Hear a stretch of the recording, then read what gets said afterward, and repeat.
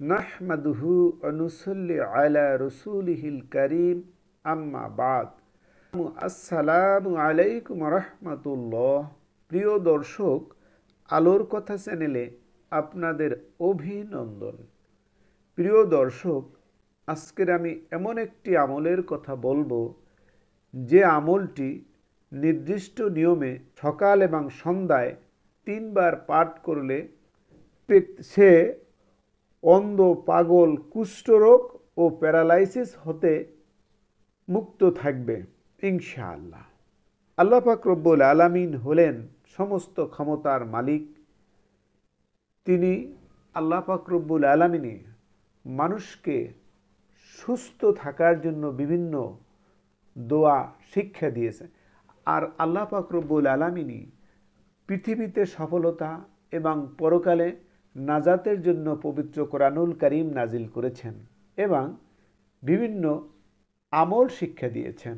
যে আমরা অনেকেই অন্ধ হওয়াকে ভয় পাই, পাগল হওয়াকে ভয় পাই এবং প্যারালাইসিস ও কুষ্ঠরোগ হতেও ভয় পাই, কিন্তু এ থেকে মুক্ত রাখার মালিক হলেন মহান রব্বুল আলামিন। তাই আমি একটি আমলের কথা বলবো যে আমলটি সকাল এবং সন্ধ্যায় 3 বার পাঠ করলে উক্ত ব্যক্তি অন্ধ, পাগল, কুষ্ঠরোগ ও প্যারালাইসিস হতে মুক্ত থাকবেন। অর্থাৎ এই 4 ধরনের রোগ তার জীবনেও হবে না ইনশাআল্লাহ। আমলটি হচ্ছে, যে ব্যক্তি সকাল সন্ধ্যায় 3 বার করে পাঠ করবে সুবহানাল্লাহিল আযীমি ওয়া বিহামদিহি ওয়ালা হাওলা ওয়ালা কুওয়াতা ইল্লা বিল্লাহ। সুবহানাল্লাহিল আযীমি ওয়া বিহামদিহি ওয়ালা হাওলা ওয়ালা কুওয়াতা ইল্লা বিল্লাহ। দোয়াটি আরেকবার পড়ি। সুবহানাল্লাহিল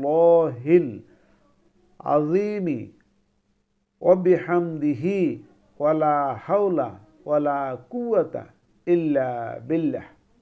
অর্থ, মহান আল্লাহ অতি পবিত্র, তারই জন্য সকল প্রশংসা, গুনাহ থেকে বেঁচে থাকার শক্তি এবং নেক কাজ করার শক্তি কারণেই আল্লাহর সাহায্য ছাড়া।